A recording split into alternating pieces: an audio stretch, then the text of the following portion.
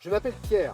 J'avais envie de me lancer un nouveau défi cette année à l'occasion des JO. Vous proposer des vidéos et podcasts sur les sportifs emblématiques du territoire. Comment le sport les a aidés à se construire, à développer leur personnalité, à améliorer leur confiance en eux. Mais aussi parler de dépassement de soi, d'abnégation, de résilience, de courage et de performance. Et avec nous, on va découvrir comment, pourquoi et avec quelle force ils ont réussi à être ce qu'ils sont. J'ai hâte de partager avec vous cette nouvelle expérience. Alors rejoignez-nous.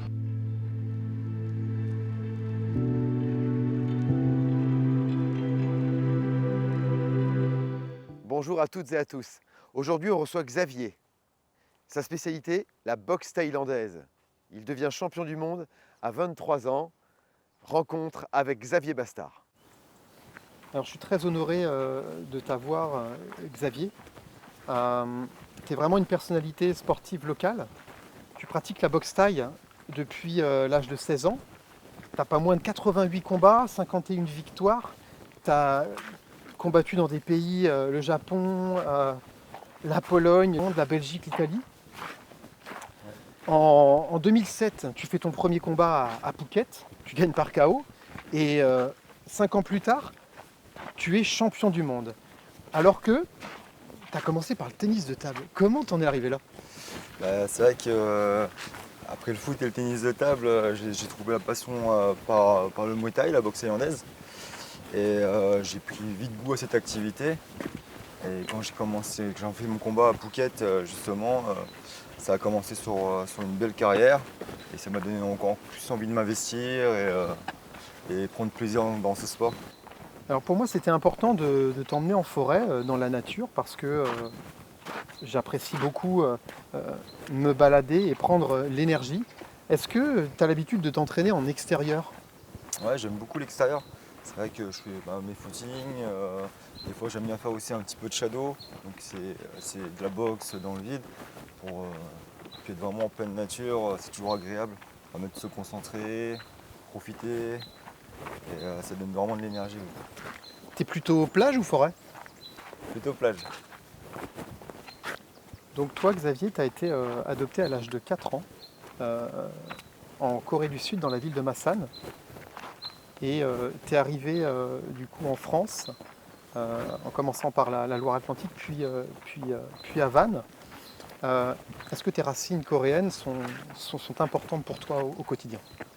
Ouais, mes racines coréennes, de toute façon, c'est mes traits de visage, mon caractère. Et c'est vrai que ça, je l'aurai toute ma vie, hein, de toute façon. C'est mon passé. Je suis arrivé en France oui, à 4 ans, à Saint-Nazaire. Et puis après, avec mes parents, nous sommes arrivés à Vannes. La Corée, justement, quel est le sport national là-bas? Le sport national, bien sûr, au niveau des sports de combat, les arts martiaux, c'est le taekwondo. D'ailleurs, le taekwondo, je recherchais à faire du taekwondo au début, mais il n'y avait pas de club de taekwondo sur Vannes, donc je me suis dirigé plus sur le Muay Thai, justement. Alors, j'ai vu sur les réseaux que tu aimais beaucoup cuisiner. Est-ce que tu cuisines coréen? J'essaye, je regarde des petits plats. Déjà, j'aime beaucoup le piment. En Corée, ils mangent beaucoup de piment. Et après, j'ai essayé de toujours réinventer un petit peu mes recettes. C'est ça que j'adore cuisiner. Ouais. Ça me détend la cuisine. J'adore manger surtout. Manger, c'est la vie. Alors, j'ai vu aussi que bon, tu avais quand même des aptitudes manuelles, puisque tu as commencé par un CAP menuisier. Est-ce que tu t'en sers dans la vie quotidienne de construire des meubles ou de faire d'autres choses? Ah ouais, carrément, ouais, j'adore le bricolage. Tout ce qui était manuel depuis tout petit, j'adore le manuel. C'est pareil, même pour mon petit garçon, je m'amuse à lui créer des petits objets, des jouets, pour qu'on puisse profiter ensemble. Alors justement, tu parles de ton petit garçon qui a 12 ans. Est-ce qu'il t'a déjà posé la question, papa, ça veut dire quoi combattre? Alors c'est vrai qu'il ne m'a jamais posé cette question-là. Après, c'est vrai que souvent on s'amuse à faire la bagarre à la maison tous les deux. Depuis qu'il est tout petit, il m'a déjà vu combattre. C'est vrai que quand j'avais fait il est venu à un combat, je ne sais plus quel âge il avait, il doit avoir 5 ans, 5-6 ans. Il était venu me voir combattre et c'est vrai que depuis qu'il est né, il a toujours baigné dans mes entraînements, il venait à mes entraînements, on s'amusait ensemble. Donc il a toujours vu son père avec le Muay Thai, les sports de combat. Est-ce qu'il est inquiet quand il te voit monter sur le ring? Qu'est-ce qu'il te dit? Et en fait, il n'est pas venu beaucoup de fois parce qu'après j'ai arrêté ma carrière. Mais c'est vrai qu'il y avait un combat qui était assez dur, c'était à Vannes. Le combat, il était venu. Il était même monté avec moi sur le ring pour mon entrée de combat. Et c'est vrai que ce combat-là, je menais le combat et au dernier round, j'ai pris un crochet et j'ai été sonné. Et c'est vrai que lui était avec sa maman à l'époque. Et il avait vraiment, il était fort qu'il il allait pleurer d'ailleurs parce qu'il était vraiment inquiet sur. Il t'en sur mon reparle état. régulièrement de ce moment ou Non, il m'en avait jamais reparlé. jamais? Non. Alors, tu as parlé de ce fameux crochet, tu as eu d'innombrables blessures physiques, mais est-ce que tu as eu des blessures morales? À morale, oui, parce que c'est vrai que des fois, tu as des combats que tu n'as pas envie de perdre. Il y a eu quelques combats où avec la décision était un petit peu litigeuse, où tu avais vraiment envie de gagner. Surtout j'avais fait un titre mondial là, contre un japonais. D'ailleurs, c'était en France. C'était un combat assez. Il s'est passé plusieurs choses déjà, parce que ça devait se passer sur Vannes au début, on l'avait organisé le gala. Et au moment que j'allais monter sur le ring, l'arbitre central a fait un AVC. Heureusement, il n'est pas décédé, mais il a fait un AVC, donc on a dû arrêter le gala. Et j'ai boxé ce japonais une semaine après à Guéret dans la Creuse. Et c'est vrai que D'accord. sur ce combat, ça s'est terminé sur un match nul. Déjà pour un titre mondial, c'était pas normal. Et ils ont donné la victoire aux Japonais. Donc j'étais un peu vraiment déçu de ce résultat. Je tenais vraiment à gagner ce titre en K1. Et donc j'avais vraiment été déçu de ce moment. Alors, justement, par rapport à ces combats-là, quelle émotion te traverse avant que tu ailles sur le ring pour combattre? Est-ce que c'est la peur? Est-ce que c'est autre chose? Ouais, il y a beaucoup d'émotions qui se passent avant de combattre. Il y a toujours le stress, peut-être le stress de ne pas bien faire, peut-être le stress du mauvais coup. C'est vrai qu'après tout, même sur mon dernier combat, il y a toujours ce stress-là. Mais à fur et à mesure qu'on va combattre, on va dire que son stress, on va bien l'utiliser. Au début, il était un peu paralysant, puis au fur et à mesure, on va gérer ce stress pour donner plus de combativité et être plus dur. Ouais. Donc tu arrives à transformer ces émotions, ça te galvanise avant de rentrer sur le ring. Ouais. Tu es imbattable dans ta tête. Exactement, ouais. C'est vrai que avant de monter sur le ring, déjà la préparation, l'échauffement, c'est vrai qu'on sent monter le stress. Et après, en le canalisant comme il faut, quand le gong il sonne, c'est parti. Et là, on pense plus à rien. Rien t'arrête, tu vas au bout. Ouais. Parmi ces 88 combats, est-ce qu'il y a un combattant qui t'a particulièrement marqué? Il y en a plusieurs, hein. C'est vrai que j'ai eu la chance de combattre contre des grands boxeurs. Et chaque combat est différent. C'est vrai que j'avais fait pareil un titre mondial là, contre un Thaï qui était très très fort. Techniquement, il était très très fort. Autrement, j'ai combattu aussi contre un autre Thaï en France-Thaïlande. Ouais, le combat était assez rapide parce que le Thaï était très fort en coude, en genou. Et je me rappelle, je suis reparti avec des ouvertures partout sur la tête. Violent? Ouais, c'était assez violent. Dur, Ouais. ouais. Et assez dur. Après, le Thaï, il cherchait que ça, à m'ouvrir les coudes, les genoux. Ah oui, d'accord. Et à cette époque-là, c'est bien, en France, on n'avait pas de coudière. Donc c'était vraiment du pur Muay Thai, donc c'était chouette. C'est vrai que quand on te regarde de près, on voit que tu as le visage quand même pas mal abîmé. D'ailleurs, l'œil droit a beaucoup plus de cicatrices que l'œil gauche. Est-ce que tu te défends moins de ce côté-là? Ouais, je sais pas. C'est vrai que j'ai eu pas mal d'ouvertures durant mes combats. Ça va assez vite, hein. J'aurai plus d'une vingtaine d'ouvertures. Ouais, entre les arcades, tu vois, le front, aussi le crâne. Ça m'est arrivé sur des combats avoir deux ouvertures, deux, trois ouvertures. Ça va assez vite, hein. En Muay Thai, quand tu prends des coups de coude ou des coups de genou, après c'est impressionnant, mais bon, on recoupe puis c'est bon, c'est reparti. Est-ce que tu as déjà combattu avec du sang plein le visage et tu voyais plus rien? Ah ouais, ça m'est déjà arrivé, hein. Par exemple, j'avais fait un tournoi là au Japon, et je me rappelle au premier combat, j'avais mes deux arcades qui ont sauté, et comme j'avais gagné par KO, et il m'avait fait passer pour la finale. J'arrivais en finale. Le japonais m'envoyait des jabs, je voyais le sang qui partait, j'avais vraiment la tête était remplie de sang. Du coup l'arbitre il a quand même arrêté le combat au du deuxième ou troisième round parce que ma tête a été remplie de sang. Après c'était impressionnant mais essuyé, on a recousu puis. Alors moi, C'était tu vois, bon. ce que je trouve très beau dans ton sport, c'est que toute l'abnégation, toute l'exigence envers toi-même, elle se lit sur ton visage. Et il y a très peu de sports au final qui vont démontrer ton histoire sportive. Et donc voilà, moi je trouve que c'est très beau de porter sur son visage tout ce courage qu'il y a eu pour tous tes combats. Ouais, c'est des souvenirs, hein. Bah, c'est vrai que les cicatrices, on les garde toute la vie, donc Ouais. c'est des souvenirs. Je me rappelle certains, tu vois, celui-là c'était en Thaïlande, sur le front, là. Les arcades, bon, bah, un peu partout, mais c'est vrai que c'est des. Tu vois aussi ma main aussi que j'ai cassée au Japon. Il y a eu pas mal de cicatrices. Tu ne Ouais, l'as pas cassé à moitié celle-là. ouais, celle-là, bah, je m'étais pas rendu compte au final, j'avais une boule sur la main. Et en fait, quand j'ai été, parce que j'étais ouvert aussi sur l'oreille, j'avais été pour mon oreille, il m'avait dit de revenir en France pour contrôler mon oreille si elle était bien, ils avaient fait un bon travail. Et du coup, j'en avais profité pour ma main. Et en fait, ils m'avaient dit que je m'étais cassé la métacarpe là, au niveau de la main. Et tu as toujours été bien pris en charge quand tu étais à l'étranger lors de grosses blessures parce que bon, tu peux avoir des staphylocoques, Ouais. Non, tu as Non, toujours non, ça a été. toujours été bien soigné, hein. C'est vrai que bah, là au Japon, ils sont très propres, hein, très Hmm. méticuleux. Après, toi, ils m'ont même dit de refaire quand même un petit check-up en France pour voir si leur travail était bien. Donc non, j'ai pas eu de problème hein, là-dessus. Et d'un point de vue neurologique, tu as déjà eu des pertes de mémoire parce que tu as pris quand même des violents coups dans la tête, des coups Ouais, de pied. Est-ce que tu es suivi? Est-ce que tout va bien? non, tout va bien. Après, je suis pas suivi.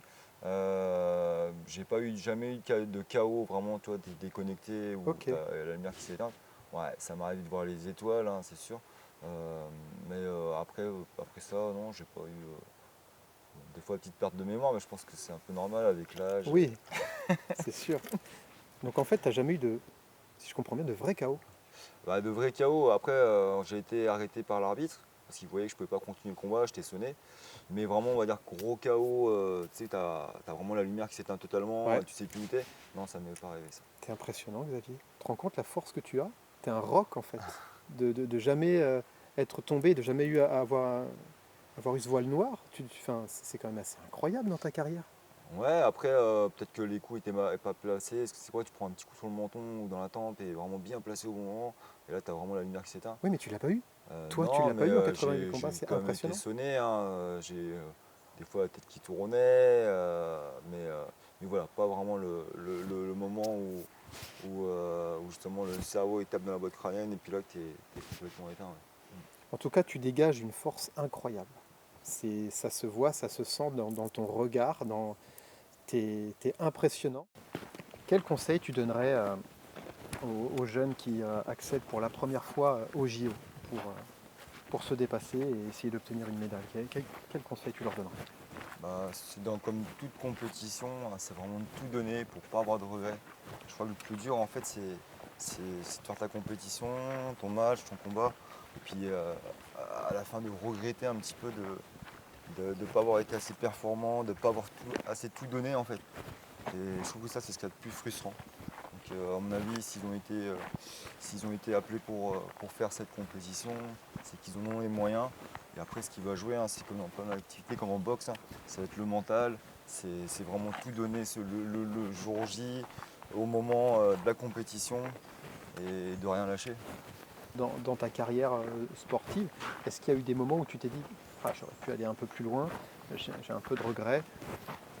Ouais, je suis assez perfectionniste et c'est vrai qu'à chaque combat, même gagné ou perdu, j'avais souvent des petits moments où je me remémorisais un petit peu le combat. Je me disais que j'aurais pu voilà, faire d'autres choses, mieux faire. Et pour toujours aller pas être meilleur en fait simplement. Alors j'ai une image qui me vient en tête, Coupe du Monde 98, Zidane qui mettait sa chaussette droite puis sa chaussette gauche. Est-ce que toi tu as des rituels? Est-ce que tu en avais pour tes combats? Et est-ce que tu en as aussi dans la vie quotidienne? Ouais, c'est vrai, des fois c'est des petits rituels comme ça. Et un truc que j'aimais bien faire, c'était 2 jours avant mon combat, c'est d'aller au cinéma et de manger mes pop-corn et regarder mon film. Ah ouais, Ça, alors, c'est un petit rituel que je faisais et que j'aimais beaucoup. Ouais. quel film?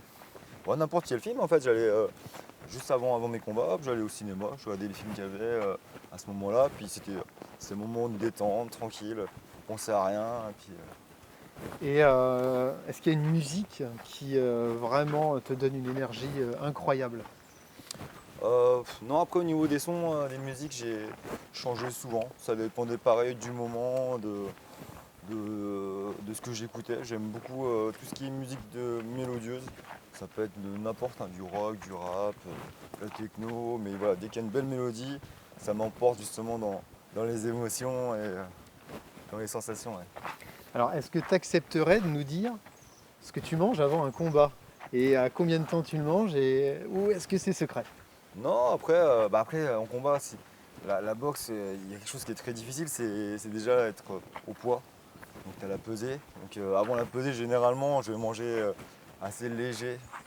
Je me fais voilà, un petit rituel souvent, c'est pour perdre quand même les derniers kilos. C'est ça qui n'est pas évident. Je vais manger du poisson, des légumes, à petite quantité. Et vraiment pour être bien la pesée. Après on fait un petit peu moins attention une fois qu'on s'est pesé. C'est on va dire le premier combat. Et après je vais me faire plaisir en mangeant bien. Alors justement, on en entend beaucoup parler en ce moment, cette fameuse perte de poids pour être au poids le jour J. Est-ce que toi, tu as un souvenir vraiment d'un moment où tu devais perdre beaucoup de kilos et ça a été extrêmement compliqué? Parce que d'après les boxeurs, c'est vraiment le pire. Ouais, ça c'est quelque chose de très difficile. Moi j'avais boxé au Lumpini pour un France-Thaïlande. Et je me rappelle, je crois que c'était ma plus dure perte de poids. J'ai déjà dû perdre 3 kilos avant d'arriver en Thaïlande.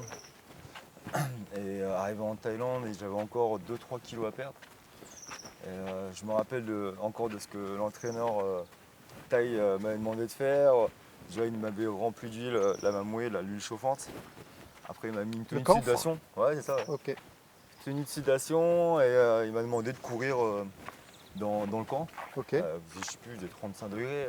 En d'accord. plus, j'avais couru 20 minutes, déjà j'étais en sueur, j'avais déjà pas grand chose, j'avais pas mangé grand chose déjà.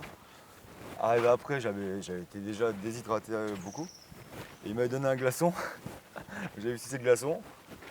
Il m'avait enlevé toute la tenue, on m'avait séché, j'avais reposé. Et j'avais encore 1 kg, 1,5 kg à perdre. D'accord. Donc rebelote, à recourir. Et après la pesée, c'était le matin très tôt. Donc j'étais à la pesée et j'avais encore 400 ou 500 grammes de peau. Et j'étais déjà très fatigué parce que j'avais perdu énormément en très peu de temps. Et pareil, rebelote, tenue de sudation, là c'était au stadium, courir pour perdre encore les derniers grammes. Donc pareil, à la pesée et c'était passé à quelques grammes près. Mais je me rappelle, ce combat était très difficile. Au troisième round, je commençais à sentir vraiment la fatigue. Et c'était un combat assez dur. Est-ce qu'il y a une tolérance justement par rapport au poids? Tu parles de grammes. Il tolère à combien de C'est au grammes? gramme près, hein, c'est au Au gramme gramme près. près? Si ton combat il est à 58 kg, à 58, il faut que tu sois à 58. Tu ne peux pas être à 58-100, il faut que tu les perdes. Alors après tous ces efforts et après un combat, quel est le repas que tu apprécies le plus? Oh, on va dire les mauvaises choses. Ouais, du Les choses, gras. voilà, les choses dégueulasses, que tu te fais plaisir, vraiment. Tu vas manger un burger, une pizza, Ouais. voilà, tout ce que tu trouves, qui est la mauvaise bouffe qui devient bonne bouffe, on va dire. Alors autant, j'imagine qu'avec l'adrénaline, lorsque tu combats, tu sens pas forcément les blessures, mais est-ce que le lendemain ou 2 jours après, tu souffres vraiment? Ah oui, bah tu sens, hein. C'est vrai que sur le coup, le soir même, bon, tu sens les petits pétards. Après, ça dépend aussi de l'esprit, si tu as gagné, tu as perdu, des fois. Ouais. Mais quand même, à froid le lendemain, après ta douche, tu dors, tu te réveilles. Le lendemain, tu fais ah ouais, je pensais pas que j'avais pris là ou là. Et souvent, tu es un peu cabossé. C'est bien après de chauffer un petit peu, puis ça repart. En tout cas, on te voit au sac sur les réseaux, tu as une forme incroyable.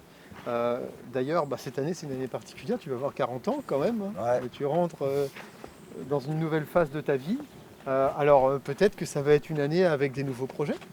Ouais, il y aura des nouveaux projets professionnels, après aussi sportifs. Parce que c'est vrai que là, ça fait 2 ans que j'ai arrêté les combats. Et je maintiens quand même ma forme en m'entretenant avec des footings, du renforcement musculaire. Et puis toujours un petit peu de boxe. Mais après là, j'aimerais peut-être me lancer sur d'autres compétitions sportives Ok, différentes. On verra. d'accord. Tu lâches pas, hein. En fait, tu Euh, lâches pas, hein. On a l'impression que tu es fait pour ça et que tu vas continuer à combattre. C'est vrai que les combats, ça a été toute ma vie. Tu as des moments dans la compétition, l'avant, le pendant, l'après, et que tu te trouves nulle part ailleurs. T'en manques en fait au final. Voilà, c'est un manque. C'est comme une drogue en fait. Ouais, c'est exactement ça. Pour moi, le Muay Thai, c'était une drogue, c'était ma drogue pendant plusieurs années. Ouais. Tu penses que tu peux combattre jusqu'à quel âge comme ça? Tu te projettes comment? Bah, je pense que tu peux combattre assez tard, il n'y a pas vraiment, il y a quand même des âges. Mais tant que tu maintiens la forme, que tu as l'envie, après je pense que tu peux combattre encore. Hein. En tout cas, c'était vraiment avec beaucoup de plaisir de te rencontrer, d'échanger avec toi. Euh, ben écoute, on te suit sur les réseaux. On suit aussi Kaeng, ton entreprise.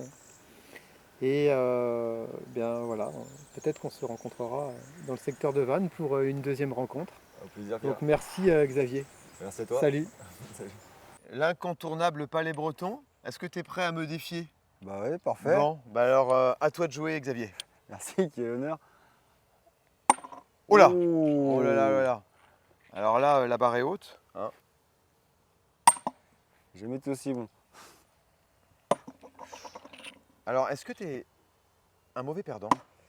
Ah, je suis pas mauvais perdant, mais j'aime pas perdre quand même. Je préfère gagner. Ouais. Non mais t'es super fort, t'en as déjà fait. Un petit peu, mais c'est pas mon truc le palais. T'es plutôt pétanque? Ouais, pétanque un peu.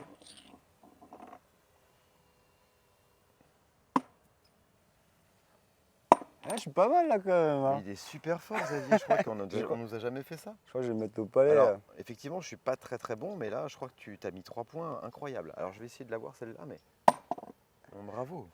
Top.